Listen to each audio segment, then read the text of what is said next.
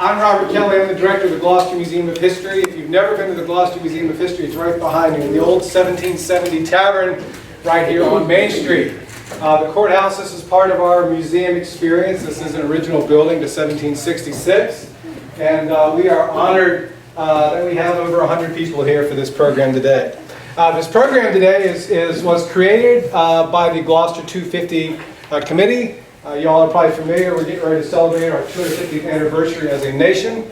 And each community, each county has its own 250 committee. And this is one of the events that our Gloucester County committees put on. So we're very excited that these are free programs, open to the public, family friendly, where we want to try and bring history to life. We want history to be fun. We want to tell the good, the bad, and the ugly of history. We're going to tell it all, but we really want to allow it to connect, to allow you all to connect to all aspects of our history. It's really, really important that people have this opportunity to learn. And we feel that it's very important to do this in a historic space. So I know it's crowded. There's going to be some more people coming in. We're going to make room for them. We can make room because there is more space. So tuck in. There's room here on the front for kiddos on the floor. You know, the other thing about this building is for over 250 years, or for over 200 years, it's hosted events just like this. It's always been a space for the community. So when we have the doors swung open and we have people here bursting, listening at the passageway, this is just what would have happened in this building in the 1700s. The thing that we should be grateful about is that we have air conditioning today, and it's cool. So that really makes it great. But let's get into our program. Please take a moment to silence cell phones or put them on mute. We really want to try and transport back in time. We are right at capacity. This is the only entrance and exit. So if something were to happen, that's where we're going to go. So just be aware of that. And again, I'm really excited that we have a great group today. Now, today's program is sponsored by the Gloucester Museum Foundation, but our presenting sponsor today is the Augustine Warner chapter of the American Daughters, the Daughters of the American Revolution. I'm just so excited. I'm going to say that again.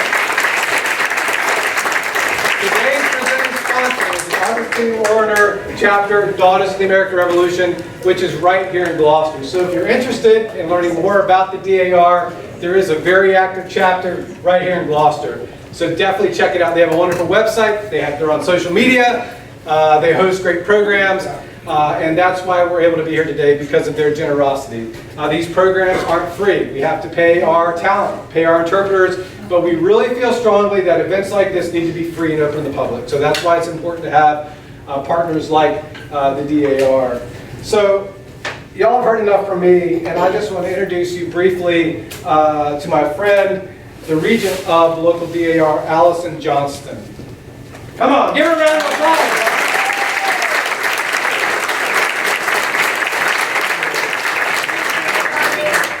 Welcome. I'm so happy to see all of you here today. This is really great. Wow. Thanks for coming. This is part of our America 250 program. How many of y'all like history? Yes. If you don't, I promise that you will when this program is finished. And with that, let's step back in time.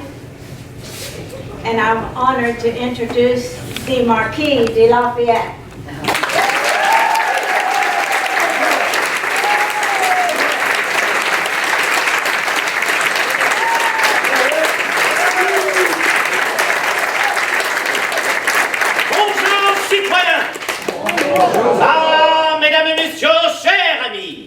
People of Gloucester Courthouse, my dear friends, please allow me an introduction.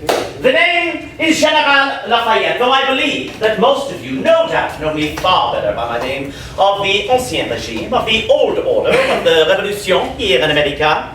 And that, of course, is Marie-Joseph Polivroche de Montier, le Marquis de Lafayette. Would you like to repeat that, monsieur? What a pleasure and honor it is to see all of you here on this simply magnificent day. How it is hard to believe it is already the 20th day of October of the year 1824. But nonetheless, a day of celebration, is it not? Yeah! how I will always love you Americans. For in reality, you have no idea what I am celebrating, yet many of you are willing to celebrate right along with me. You know, I think that is a credit to the American people, how very optimistic you are, or simply in want of a party. Well, how could you know, my dear friends, for I, General Lafayette, have only recently returned back to America after 40 long years.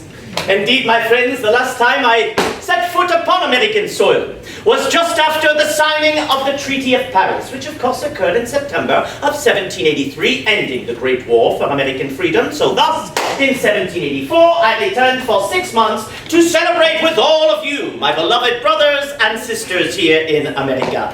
But dear friends, even though 40 years have passed, we must never forget how that independence was in fact achieved. For all of those brave soldiers, sailors, and Marines alike who have fought and bled upon countless battlefields to achieve American freedom, let us applaud them all!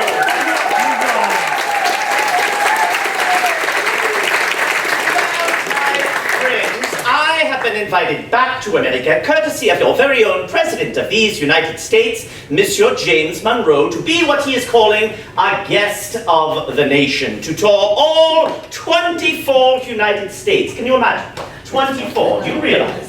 The last time I was here, you had but 13. Oh, goodness, at this rate, you'll have as many as 50 one day. Could you imagine? Well, my friends, as so many adventures begin, mine began in New York City on the 16th day of August of this year, 1824, in front of thousands of its inhabitants. What a welcome indeed.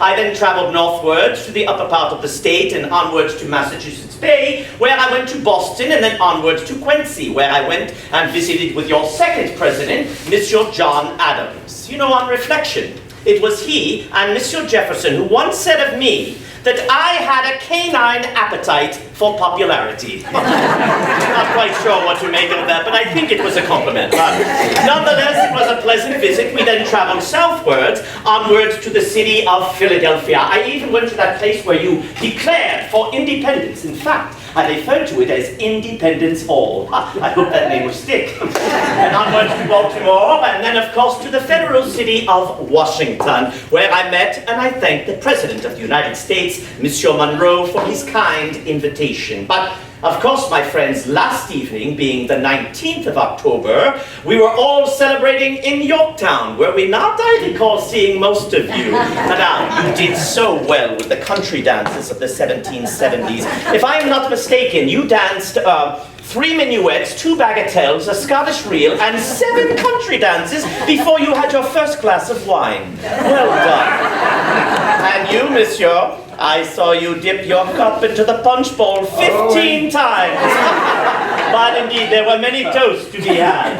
But you know, my friends, now that I have returned, I am certainly reminded of what first inspired me to cross the great ocean and to take part in this noble crusade. For friends, I first heard of this cause back in 1775. I was but a sous-lieutenant, a second lieutenant, newly promoted to the rank of captain.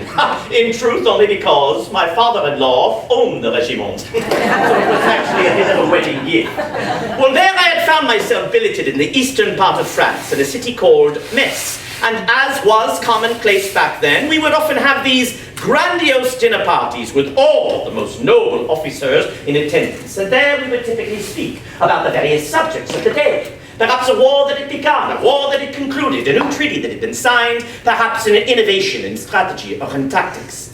But on one occasion we had a very special guest, and this guest was none other than the Duke of Gloucester. Yes, the same name applied to that route principale in the city of Williamsburg. And you might ask, well, who is the Duke of Gloucester? Well, he happens to be the brother to George III, the King of England. But unlike his brother, the King of England, the Duke of Gloucester was, in truth, sympathetic to the American cause. In fact, many were of the opinion that he thought America should be free and independent. So, we all listened in on what he had to say. Now, those great officers present at that meal, there was the famous Comte de Broglie. Many of you probably remember him well from his exploits during the 7 Years' War, and there were even some who said that he was going to be given command of the Continental Army in the place of General Washington. Now, the Comte de Broye was a fine officer, to be sure, but I think we are all thankful that General Washington remained in command, are we not?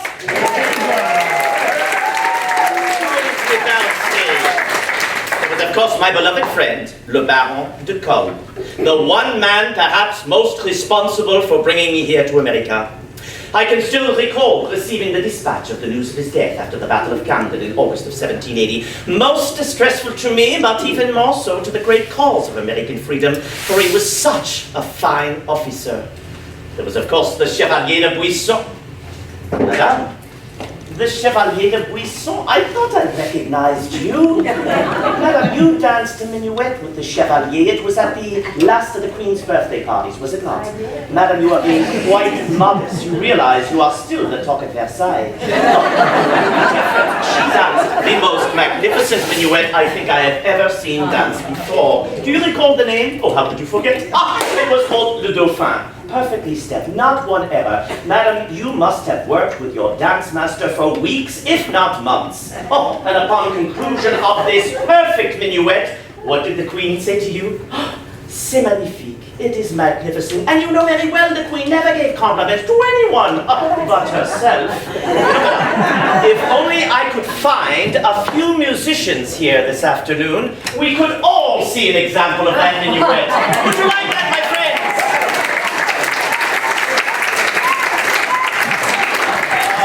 Alas, who are we kidding, madame? We'll never find a musician awake before 6 p.m. Madame, rest assured you are still the talk at Versailles. Oh, what a coincidence. Well, friends, that evening we spoke of many subjects, to include the fighting at Lexington and at Concord, of the Grand Congress in Philadelphia, and of course of the great man himself, that of General Washington. So it was, by the conclusion of this meal, that I told my brother officers that I was ready and willing to fight, and if need be, die for this cause. Now I know what you're all thinking. Why, Monsieur le Marquis? Why would you want to go and fight, and perhaps die, in another man's war? For France and England were not at war at that moment.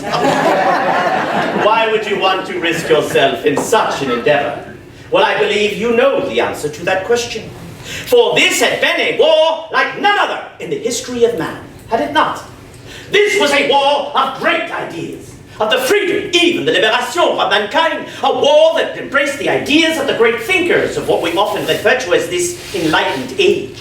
Some call it an age of reason, with men like Voltaire and Rousseau and Montesquieu and Locke. And what were they speaking of? Representation in government of an equality of mankind. That a man, no matter what class in society he might be born, whether he be black or white, Catholic or Protestant, rich or poor, slave or free, should not make a difference, but simply by the way in which that person would carry himself and prove himself in this world. My dear friends, after these more than 40 long years, are you still in agreement with these great ideas?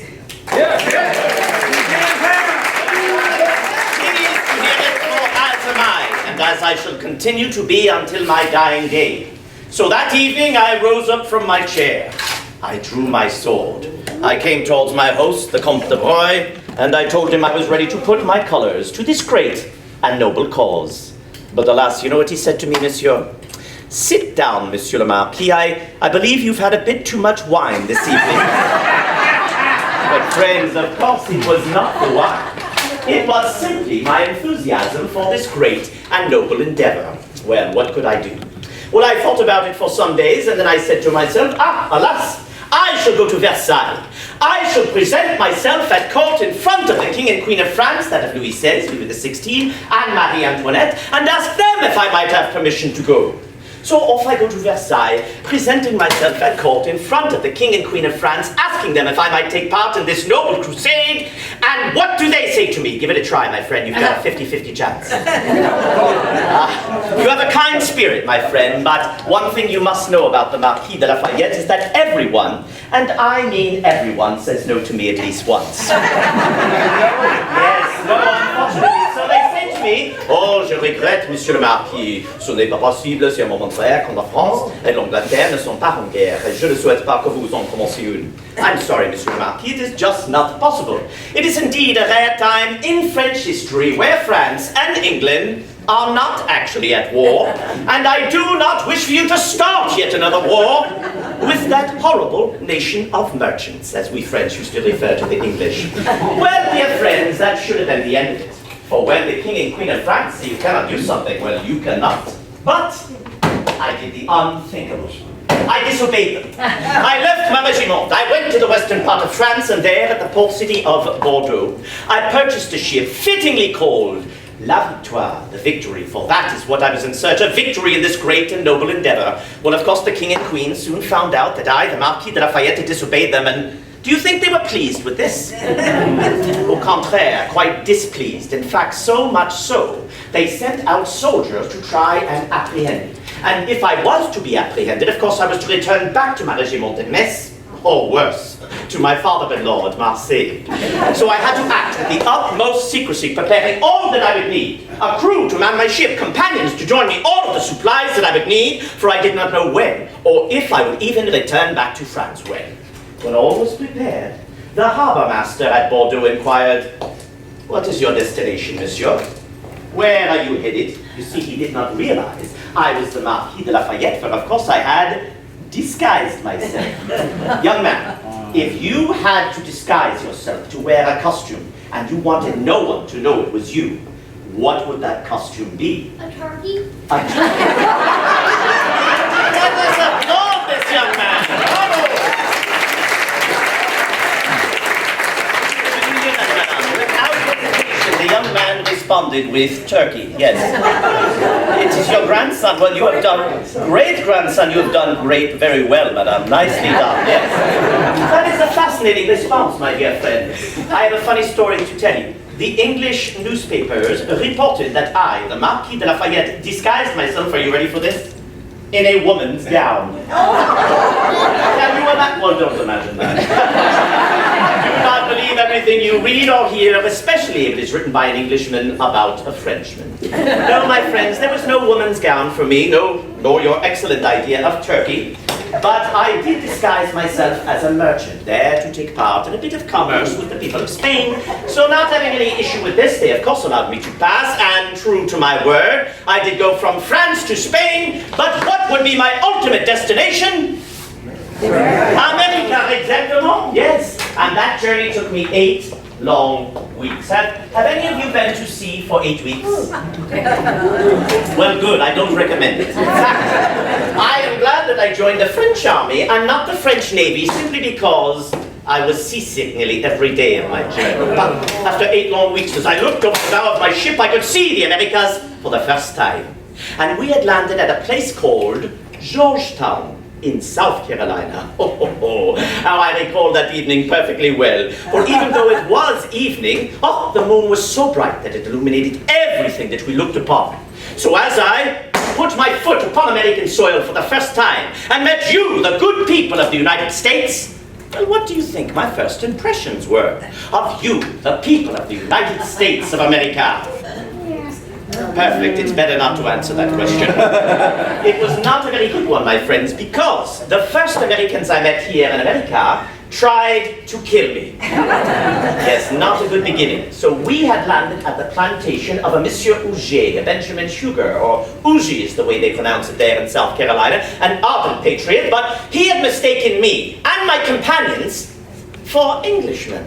Can you imagine mistaking me for an Englishman? You know, in hindsight, madame, I don't think the moon really was that bright. But I quickly assured them that we were not. We were there to help them in their great and glorious cause, and once they realized this, they welcomed us with open arms. But, friends, we were not there upon a holiday, were we? We needed to make our way as quickly as possible to Philadelphia City. So, after bidding farewell, after thanking them for their kindness, their hospitality, and most assuredly for not killing us, we began that long journey northwards. Taking several more weeks, I would eventually arrive in Philadelphia, the largest city in former English North America and its 40,000 souls.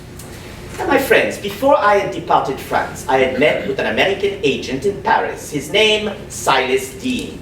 He was from Connecticut, and he was giving out what he called promissory notes. And as the name implies, it promised something. In my case, it promised that if I, the Marquis de Lafayette, were to come to America, I would be granted the rank of Major General in the American Army.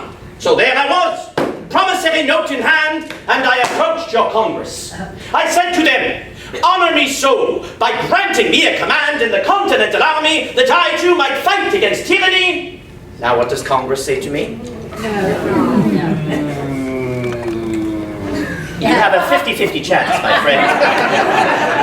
Bravo, you're doing great. Excellent. They say, thank you for coming, Monsieur le Marquis. We appreciate you offering your services, but we don't need, nor do we even want, your help. Now, can you imagine this, my friends? What I had endured up to that moment? I had left my regiment. I had disobeyed the King and Queen of France. I had traveled 8 long weeks at sea, seasick nearly every day. I had nearly been killed by the first Americans I met here in America. I had traveled from South Carolina all the way to Philadelphia in the month of July. Just to be told by your members of Congress to return back to France. Well, I ask all of you, what would you have done? Would you have returned back to France? No. Of course not. You would persevere. You would overcome. You would triumph in the end, just as I had done. So I make a second attempt to Congress, saying, very well, you will not give me a command of soldiers, but perhaps you will allow me to serve as an aide-de-camp to General Washington, as an assistant to the great man. And again they say to me, I'm sorry, Monsieur le Marquis, but once again this is just not possible. Besides, we don't have enough money to pay you. Well, dear friends, I finally said boldly to your members of Congress, then I shall serve at my own expense. And would you know it? With those immortal words, your Congress immediately made me a Major General. I could not imagine this good fortune, for as I have already mentioned to you, I was but a captain in the French army. And I only promoted one of that. But here in America, I was made a Major General, a General of Division. I could command upwards of 5,000 soldiers, yet in truth, I never commanded more than 50 in my entire life. And all at the age of 19. Well, good fortune would follow me again, for that very next evening. The people of Philadelphia were holding a ball for General Washington, a party. You know all about parties, don't you, madam? But this one held in honor of General Washington for defending the city of brotherly love. Now, I recall when he walked into the room, for I knew precisely who he was before he spoke, even though we had never met before. It was simply by the way in which he carried himself. For to me, he was truly an aristocrat without the name, a nobleman without the title. He came forth, he held out his hand, he said to me, I thank you, Monsieur le Marquis, for coming to support this cause. Think of this new place as your new home. Think of the officers around you as your new family. And think of me as your new friend. And with this, I could not help myself. I immediately embraced him. I think I might have embarrassed him a bit with my French custom. But I said to him, from now on, mon général, j'ai deux patries, la France et les États-Unis d'Amérique. From now on, I shall have 2 countries, France and the United States of America. And thus, my dear friends, my adventure had begun. But my friends, it was not to be all merriment, all merrymaking and minuets. Indeed not. There was a war to be fought. And I would have my first taste of it at a place called Brandywine in Pennsylvania. Now, I had no soldiers under my direct command, but in the midst of that said engagement, General Washington turned to me and said, General Lafayette, General Sullivan's division is beginning to crumble. I want you to ride up to them and encourage them to stand the line. I did exactly what General Washington had asked of me. I rode up to them, I did my best to encourage them, but they ran right by me. I wheeled my horse around, the next thing I knew, a musket ball had found my leg. My boot began to fill with blood, overflow with blood. In truth, I thought I was going to be killed in my first engagement. But I kept my courage. I kept my strength long enough to rally those men and to push them back on line. Now, General Washington would lose the battle that day. It was September the 11th of 1777. But he was able to save the army. And as long as the army remained, well, the great cause of American freedom remained. As for me, the wound did have the best of me. I was taken from the field by stretcher, then by car, taken by boat for several weeks, And weeks later, do you know where I found myself? In Bethlehem. Not the Holy Land, I had not died, but Bethlehem, Pennsylvania. I had been nursed back to health by the lovely Moravian girls. I dare say, were it not for them, I would have lost my leg, perhaps my life. Well, weeks pass, and General Washington sends me a dispatch saying, "Ah, Monsieur le Marquis, I am so pleased to hear that you are recovering so very well, but you have been away from the field for these many weeks. What precisely is keeping you there in Bethlehem, Pennsylvania?" I wrote back saying, "Bon General, you obviously have never met these lovely Moravian girls. But do not think ill of me, or certainly not of these lovely young ladies, for it was their devotion to God, to this great cause, and to me, that kept me alive, that saved my leg, and enabled me to continue on in this great struggle. For friends, as you know, there was a dark cloud approaching. General Washington had just given the order to march into what we call winter quarters. Some of you refer to it as the bloody footsteps in the snow, others simply as Valley Forge.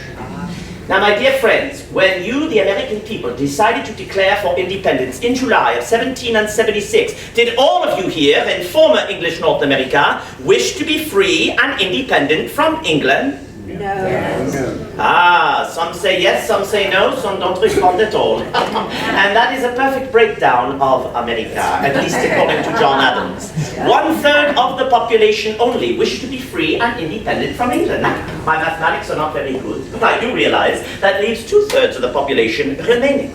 And of that 2/3, a full third wish to remain loyal to King George, and they would fight dearly for him. And that remaining third, they were undecided. They wanted to see what was going to happen next and thus follow suit. So with 1/3 of the population only, made up of not great warriors just yet, but rather farmers and tradesmen and shopkeepers, they were ready to take up arms and fight against one of the strongest powers on the planet. Why, my friends? Why did they do it? Why did you do it? For many reasons, but because you believed in this great and noble idea of the United States of America. You believed in the Declaration of Independence. You believed that this could succeed, and you believed in General Washington, that he would persevere, that he would overcome, that he would triumph in the end, even at the cost of his own life. It was a war worth fighting for, and a war worth dying for. So thus we marched into the winter encampment at Valley Forge, and in truth, many thought we would never march out again. But good news would finally arrive. First in the form of a victory, rare news back then. This one in the state of New York, at a place called Saratoga. 5,000 of the enemy will be taken prisoner there, a grand victory indeed. Second, with the birth of the new year, many foreign officers like myself would flock to the American banner to lend their services. One such man was a German, a Prussian to be exact, his name Baron von Steuben. In fact, monsieur, I remember seeing you in the winter encampment. You remember Baron von Steuben. He could not speak English very well, but I believe he could use profanity in every other language. And that might have helped to inspire the recruits. But thirdly, and perhaps most importantly, it would be my nation of France that would change the nature of this war. For France would be the first nation to recognize the United States of America as its own free and independent nation. And then she declared war upon England. So it had gone from a revolt, a rebellion, a civil war of sorts to a world war, in which England now would have all of her resources drawn far and wide across the globe to defend her colonies in India, Africa, the West Indies, Europe itself, and at the same time make an attempt to put down the rebellion here in North America. That is a difficult task for any nation, but even more difficult for England. For though England has always had one of the best armies and best navies in the world, one thing she has always lacked, and that is great numbers of soldiers. So, my friends, how do you defend so many land holdings with such a small army? You must, of course, change your strategy. And her new strategy here in North America was thus. She was to take a small but highly professional army and send it to the southern colonies of North America, where she felt she could find that 1/3 of the population that still wished to remain loyal to her. She could raise up new regiments, loyalist regiments, like the Queen's Rangers, British Legion, American Legion, and that would help her to put down the rebellion. She also solicited the help of the German states of the Holy Roman Empire, most notably Hesse-Kassel, Hesse-Darmstadt, the free cities of Hanau, Frankfurt, and Brandenburg. Those Hessians came in numbers as high as 20,000 strong. And this plan, unfortunately, worked quite well at first. For we all recall reading about the losses at Savannah in 79, the fall of Charleston in May of 1780, the lesser engagements around that city like Monk's Corner and the Blackstocks, oh, the massacre at the Waxhaws in May of 1780, the debacle at Camden in August of 1780, that list went on and on. We did not think we would see the year 1781, but it came, and with it good news. For General Washington would dispatch me, the Marquis de Lafayette, right here to Virginia, and he gave me 3 tasks. My first task, well, it was to capture a man we all once called a friend. Do you know of whom I speak? I know many of you are hesitant to even utter his name. Washington only refers to him, yes, well done, my friend. Washington only refers to him as the traitor, and you are correct. General Benedict Arnold, a man who once fought so valiantly for this cause at Quebec in 75, Valcour Island in 76, was perhaps responsible for the twin victories at Saratoga in September and October of 77. But he betrayed the cause. In exchange for what? English gold, English command? Well, I was to bring him to justice. Second, it tied in with the first, I was to prevent the enemy from capturing all of the vitally needed supplies that were to be found here in this breadbasket of North America, as it was commonly called. For you Virginians will know very well that for the most part, Virginia had remained untouched throughout the war, since the departure of the last of the royal governors, John Murray IV, Earl of Dunmore. So all of its foodstuffs, military supplies, livestock could all be used for the war effort, whomever could get their hands upon it. I was to stop them. And thirdly, when General Washington was to give the order, I was to march my division northwards to assist him in his expected attack upon New York City. Well, dear friends, as you know well, I was not able to complete the first part of my task, for General Benedict Arnold would not remain overly long. He would soon be replaced by none other than Lord Cornwallis, and we began playing a cat-and-mouse campaign. Unfortunately, I was the mouse the majority of the time. Battles such as Point of Forks, Spencer's Ordinary, Green Springs Plantation. But by the 3rd week of August, General Washington would send me the dispatch that I had longed for. He informed me that he was preparing to march southwards, not to attack New York City, but instead to come all the way to the Tidewater, where we might gain the advantage against our enemy, Lord Cornwallis, who had placed himself down the road at Yorktown. And of course, Washington would not be alone, would he? With him would be the Grand French Army, commanded by General Jean-Baptiste Donatien-Vimeur, le Comte de Rochambeau, who would arrive in Newport in Rhode Island, July the 10th and the 11th of 1780. Well, these soldiers began their march, and before they even set foot upon Virginia soil, a great victory had already been achieved. And this one happened to be at sea. The French fleet, commanded by Admiral de Grasse, normally guarding the lucrative sugar islands of Martinique, Guadeloupe, and Saint-Domingue, had entered into the Chesapeake on the 30th of August. On the 5th of September, an enemy fleet came to intercept them under Admiral Graves. They fought the Battle of the Capes, and the French were victorious! So what did this mean? It meant that our enemy, Lord Cornwallis, had placed himself at Yorktown now with no possibility of escape by sea or resupply by sea. It was simply a question of time. Washington and Rochambeau arrived in the city of Williamsburg on the 14th of September. And each day thereafter, more and more bataillons, regiments, brigades, and divisions would arrive until we would amass 21,000 soldiers. By the 28th of September, we began the march upon Yorktown. We surrounded that place, we dug our parallel lines, we pushed our guns in place.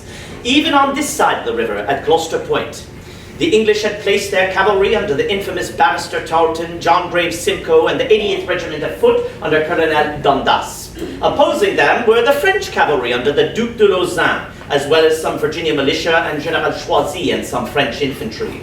On that fateful day of 3 October 1781, performing some reconnaissance not far from here by Sewell's Ordinary, the English were trying to get whatever supplies they could find. And as they were returning back to their battlements at Gloucester Point, the French cavalry intercepted them. And they fought the infamous Battle of the Hook, the largest cavalry engagement of the war. And once again, the French were victorious!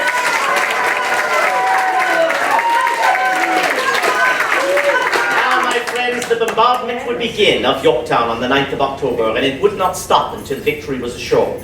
On the evening of the 14th of October, Washington ordered the seizure of 2 earthen fortifications on the extreme left flank of Cornwallis's line. They were simply referred to as redoubts 9 and 10. And being that this was a joint operation betwixt French and American forces, one would be assaulted by the French, Redoubt 9, and one by the Americans, Redoubt 10.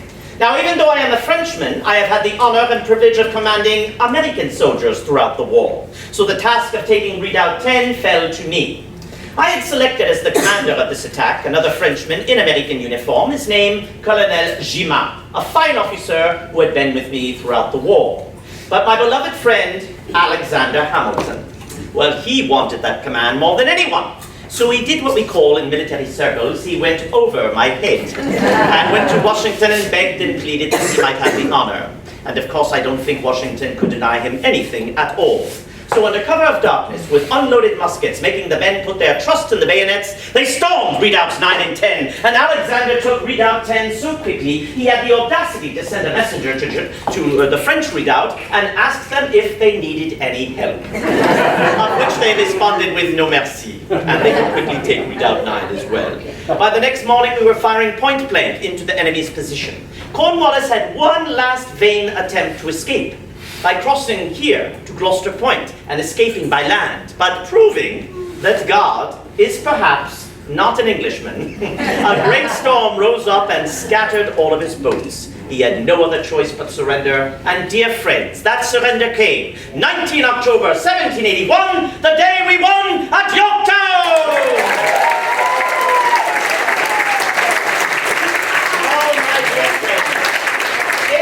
Hard to believe that was so long ago.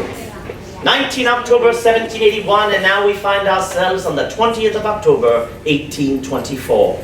So much has changed, yet there is still so much left to do. My friends, the last time I saw His Excellency General Washington was 1784. We spent 2 glorious weeks together at his beloved Mount Vernon, there reflecting upon the war and the future of this nation. We rode on to a place called Annapolis in Maryland, said goodbye to many of the officers we had the honor and privilege to have served with, and then onwards to a place called Marlborough, and that is where I would say my goodbyes. But not before the General said this to me. He said, Monsieur le Marquis, I sincerely believe that the easy part was winning this war. I could not imagine he would say such a thing, after all of the trials and tribulations we had been through. But he explained himself further by saying, I do believe that the much more difficult part will be for these 13 former colonies that have now formed 13 United States, well, getting along with one another, surviving into the future. Well, my friends, look at how far you have gone. From 13 to 24 United States, you have endured war, civil strife, turmoil, yet you have endured. And why is that? Well, I dare say, it is because of the foundation that was built at the price of so much sacrifice and blood by you, the American patriot. In fact, I will go further. I will say that one day this nation shall serve as a beacon for all other nations to look to as the truest example of freedom and of independence. God bless you all, my dear friends, and God bless this great nation of the United States of America!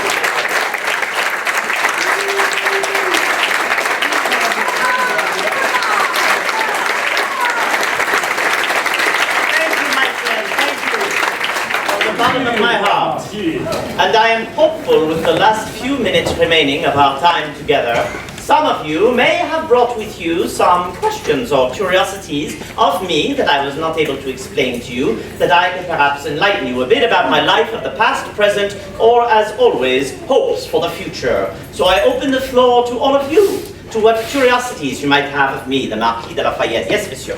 What happened to you during the French Revolution? What happened to me during the French Revolution? All right, ready to time me on this one? So, of course, Washington, Adams, Jefferson all spoke of that metaphoric tree called liberté, that once it is planted, it will continue to grow and spread its branches far and wide. And, of course, the inspiration for this revolution in America was one for the French Revolution. And that would be sparked, ignited on the 14th of July, the 14 juillet of 1789, with the symbolic storming of the Bastille, a symbol of tyranny within the city of Paris. We in France had a much different revolution than you here in America. After all, you began your revolution with the Declaration of Independence. In France, it was very much a social revolution in which we did not want to remove the monarchy. We simply wanted to alter the monarchy from an absolute monarchy to a constitutional monarchy. And that was achieved. I would write a document called the Declaration of the Rights of Man and of the Citizen with the assistance of my dear friend, Monsieur Jefferson, who had been posted to France from 1784 to 1789. And in this said document, which serves as a preamble to all French constitutions, it speaks about those natural rights of mankind that we should all be able to enjoy regardless of the nation we are from. Some of those rights being life, liberty, property, the pursuit of happiness, freedom from oppression. So by October the 6th of 1789, we had gone from an absolute monarchy to a constitutional monarchy. I thought our revolution had come to an end. I thought it was a glorious revolution like that of the English of 1688, in which there was a great deal of positive change, but not a loss of life. But of course, not everyone was in favor of that monarchy, that constitutional monarchy. Some wanted a republic. Not that a republic is bad. After all, you have a republic. You've done very well with it. But it was the way in which that republic was declared. The King and Queen of France were arrested for crimes against the state and ultimately sentenced to death by a new device called the Louisette, which you know much better as the guillotine. So when you execute what is arguably the most powerful monarchs in all of the world, it makes the rest of the monarchs of the world rather nervous. So all of Europe invaded France. I grew unpopular because I was in favor of the constitutional monarchy, and I was forced to flee from France or otherwise being sent to the guillotine.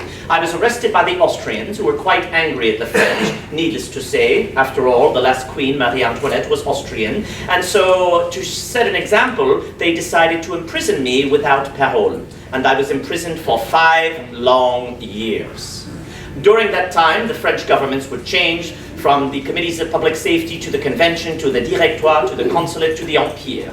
I would eventually be released from prison in 1797 thanks to a young French general named Bonaparte who had marched to Vienna and created the Treaty of Campo Formio, thus getting me released. I was not permitted to return back to France. I would have had to swear allegiance to the new government, so I lived in the Netherlands until Bonaparte became master of France. He wanted me to serve him. I wanted the constitutional monarchy, so I retired to private life until his fall in 1815, and there would be a restoration of the constitutional monarchy in the form of Louis XVIII, Louis XVIII.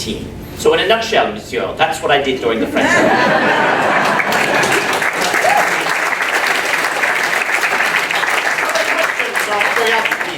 Yes, mademoiselle. Can you remember your full name? Can I remember my full name? I want you to repeat it after me. Marie-Joseph Polyvroche de Motier, la Marquise de Lafayette. Your turn. Now, many would ask, what did your mother call you? And why is your name so long? It is commonplace amongst the aristocracy to have a long name, so you know where that person comes from, what branch of the family it might be. So even some female names with a male. Marie-Joseph Paul Yves Roche.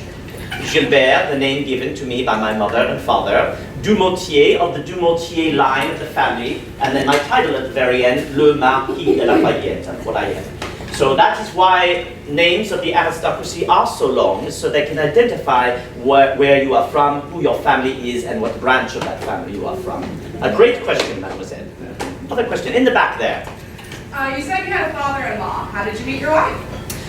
How did I meet my wife? It was an arranged marriage. So I was married on April the 11th of 1774. You see, ladies, I have not forgotten my anniversary. When I was 16 and she was 14. So as you can imagine, it was an arranged marriage. Initially, they wanted us to get married at 14 and 12, respectively, but they felt that was too young. So we waited till 16 and 14. So what is an arranged marriage? It is very much like a business transaction betwixt families, in which one family might have a great and noble name that stretches back the centuries, but they have lost their fortune. Happens more often than not. They might look for a family with a great fortune, but not such a great name, so they can mutually benefit. In the case of our marriage, not only did we come from two great and noble families, the Lafayette and de Noailles families, but two great fortunes, and it would turn out to be a marriage of love as well. Blessed with 4 children, Henriette, born in 75, Anastasia, born in 77, George Washington, if you doubt my allegiance to the great man, born in 79, and of course our youngest, Marie-Antoinette Virginie, was born in 84. So yes, I hope that answers your question, yes. Yes, monsieur. That leg wound, did that plague you for the rest of your life? The wound at Brandywine was actually, if you have to get wounded, it was a good wound. Because the musket ball was fired at such a close proximity that the velocity of the musket ball, forgive me ladies for being so graphic, but it passed through my boot, my stocking, and the fleshy part of my calf with such velocity that it pulled all foreign material out. So the flowing of blood cleaned the wound.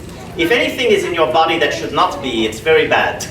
And most likely would be cause for amputation. But because the flow of blood, and it was to be patched with the physician of Washington himself, right there upon the battlefield, it was a perfect wound that I was able to recover with. And it has not plagued me so much, monsieur.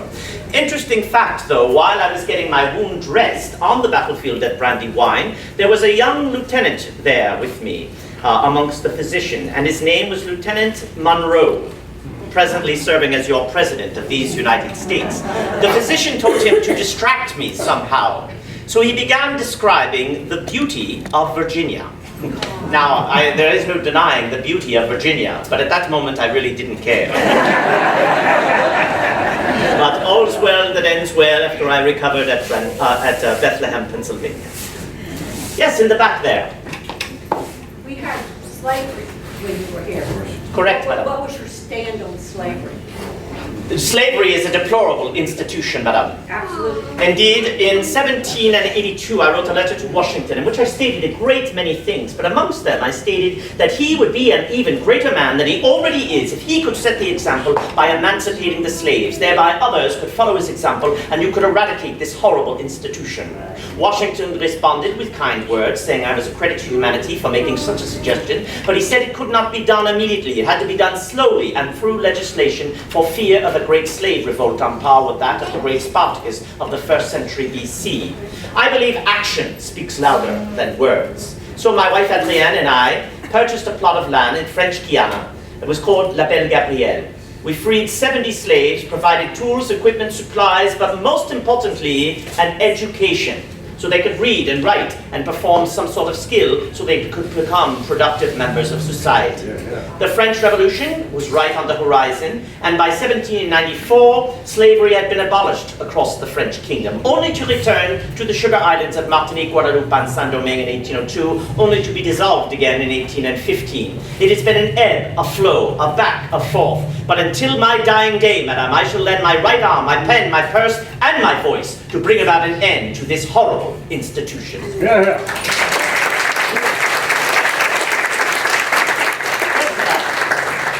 Yes. Actually, Washington freed his slaves with his will, and then those that belonged to Martha, they were freed, it's my understanding, after she died a couple of years later. Indeed, madam, but it was not universal across the United States. Oh, no, but I do think maybe you influenced it. Perhaps, madam. I can only hope. Yes, madam. Monsieur, if you could see into the future, do you think you will have any descendants living in the 21st century? Oh, madame, I would hope so. The question being, if I could look into the future, do I think I'll have any descendants living into the 21st century? I would hope so, with 4 children, madame. Yes, I would think so. What would you name them if you I pick amongst my very long name of Marie-Joseph Polyproche Gilbert de Montier Lafayette. As long as they bear the name Lafayette, that's all I care about. I didn't notice your fine steed out front. I'm wondering if you had a favorite horse, or if you took a horse place to place, or if you just... Indeed, madame is inquiring about my mode of transportation. Actually, upon my arrival, madame, your government, your Congress, put at my disposal a calèche, an open carriage, that I could enter into each one of your cities with great pomp and circumstance and fanfare. Indeed, as time has gone by, madame, I have been less and less in the saddle and more in the seat of my carriage. But nonetheless, of course, I've spent my life upon horseback. I have had many of my favorite horses. As I recall, back in the 1781 campaign, I had a fine steed named Ajax, madame, and he carried me well and safely across the many battlefields and ultimately to Yorktown. Indeed, he was a fine steed indeed. But I've had many in my life. I've been most fortunate. But unfortunately, I've had many shot from under me as well. The Battle of Green Springs, July the 6th of 1781, two were shot from under me as a result. Yes, in the back there. Yes, what is the connection with Louisiana? What is my connection with Louisiana? Only that a portion of Louisiana in the southwest called Lafayette, fittingly, was given to me, but unfortunately I was never able to visit there. As part of this grand tour, I shall go to Louisiana. I shall go to Nouvelle-Orléans and probably spend 5 days in the Cabildo, but then we shall travel up the Mississippi River and tour the remainder of the 24 states during that time. So it was kind of the Americans to give me a plot of land in Louisiana bearing my name, but alas, I have never been able to see it. Yes, my friend? Where were you born? Where was I born? The Château de Chavagnac in the Auvergne region of France. So the Auvergne is far removed from Paris and Versailles. It's in the south of France, in what we call in France the Massif Central. The capital of that region, like Richmond is your capital, is Clermont-Ferrand. So not far from Clermont-Ferrand is the Château de Chavagnac, our ancestral home, which was constructed about 900 AD. And that's where the Lafayettes have come from. Now, I grew up there. My father tragically passed when I was 1 month shy of my 2nd birthday, and as was my mother's responsibility, she went to the court of Versailles to represent the family. So I was basically raised by my grandmother, my father's mother, and her 2 sisters, my aunts. And I had a tutor at my disposal named the Abbé Féon, who taught me reading, writing, arithmetic, Latin, Greek, the same as you, I'm sure. And as a result, by the age of 12, I would go to Paris and attend the Collège de Plessis. Tragically, that same year, my mother would pass. So I became an orphan at 13. But my life had already been planned for me. I spoke of my marriage. I spoke of being a sous-lieutenant in the French Mousquetaires Noirs. And then after my marriage, a captaincy, and then to America to become a Major General in the American Army. So that is where I grew up, my friend. I think I have time for 1 or 2 more. Yes, madam? As a man of great accomplishment and stature, how would you like to be perceived in the ensuing centuries? How would you like to have left your mark? Oh, a superb question. How would I like to be remembered by mankind into the future? Yes. As a person who fought for the rights of mankind and all that entails.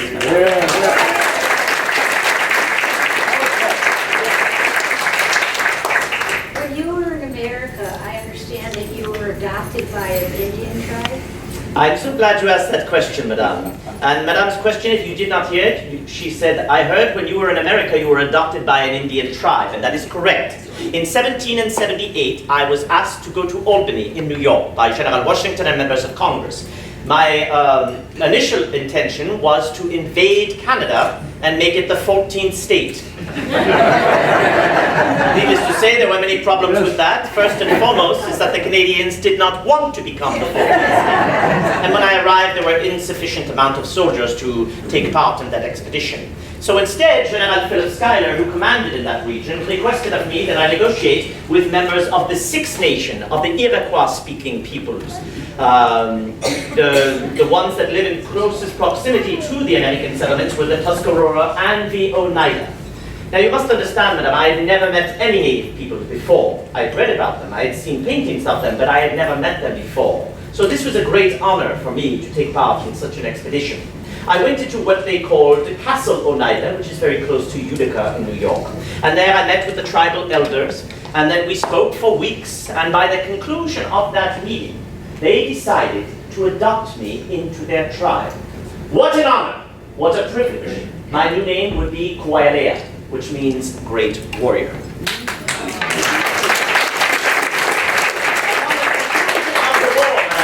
In 1784, alongside Monsieur Madison, Barbé-Marbois, and other members of Congress, we went back to Castle Oneida to now negotiate an official treaty with members of the Oneida, being the war was won. 2 of those Oneida warriors would accompany me back to France, and I would pay for their education. And then they would return back to the Americas. Michek Kaka was one of my favorites, and a dear friend of mine. The other man was Pierre Ostiquette, who had a French mother and an Oneida father. And I would not return, of course, back to that native land until 1825. And while I was there, I said to the mayor of Utica, "Where are our forgotten allies?" For there were no Oneidas to be found. There were veterans of the Continental Army, but these Oneidas had served right alongside me. They had lost their lives in defense of American freedom. So the next day I was able to meet with the few that remained. The treaties had not been abided by. But as I was departing up the Mohawk River, along the shoreline, I saw a young warrior, fully adorned, waving at us, trying to stop us, but the barge was in motion. He then ran along the shoreline, and there was a bridge, and our barge was about to go underneath it. This warrior went over the top, and as the barge went underneath, he jumped into the barge. He cried out, "Koyalea! Koyalea! Where is Koyalea?" I stepped forward and said, "I am Koyalea." He said, "You knew my father. You brought him back to France. You paid for his education." When he died in the typhus epidemic of 1792, he said to his son, "Before you die, you must meet Koyalea. You have now allowed me to fulfill the promise that I have made to my father." So indeed, madam, I can be referred to as General Lafayette, Monsieur le Marquis, but I am also proud to be Koyalea, a great warrior of the Oneida. Well, gentlemen and ladies, it appears that I have run out of time with you, though I shall remain to answer any other personal questions that you might have, or if you're in want of painting a quick portrait with me. But you know, friends, I am a firm believer that all of the answers to the future might be found in the past, if we study our history. And so by you supporting institutions like this, or the DAR, or any historical organization that supports history, you are enabling us to continue to tell those stories of the past, and God willing, we will make better citizens of the future. So thank you so much for having me here today, my friends, and please enjoy the rest of your afternoon.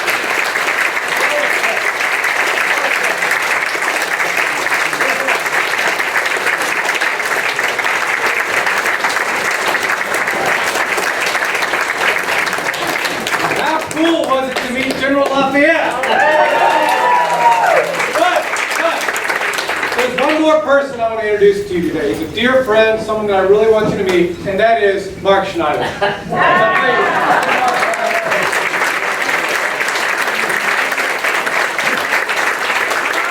Thank you all for being here today. This has been an honor. So many great questions. Mark will hang around for more Q&A. Please get pictures. I'd like to introduce Allison just really briefly. She has a little presentation to make. And then I hope you all have a wonderful Sunday. We want to see you again here in Gloucester. So have a seat real quick. Allison's going to make a very quick presentation. Thank you all for being here. We wanted to give Mark a special gift from the Gloucester community to remember us by. It's handcrafted by our local blacksmith with the signature Gloucester. Oh, perfect!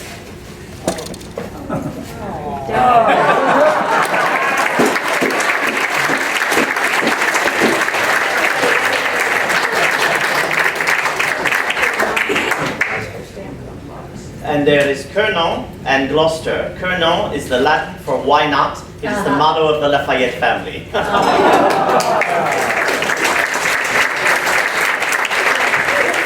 Thank you all for being here today. The DAR has set out a wonderful little reception for us, so please grab some water, some cookies. If you're interested in what you learned about today, please check out the DAR's website. If you're a fan of Lafayette, there is an organization called the American Friends of Lafayette, which I happen to be the vice president of. There's 1,200 members across the country. So check us out. Thank you for being here today. Please enjoy the reception. Have a wonderful afternoon. Thank you.